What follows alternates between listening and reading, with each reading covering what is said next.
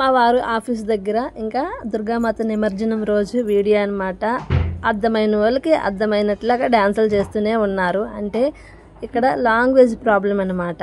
అంటే ఇంకేమీ లేదు, మేము తెలుగు, అక్కడ హిందీ వేస్తున్నారు, మాకు రాదు హిందీ, ఏదో అలా వచ్చు, పాటలు అర్థమైనంత రాదు. మీరు కూడా చూసి ఎంజాయ్ చేసేయండి వీళ్ళు ఎలా డాన్స్ చేస్తున్నారు.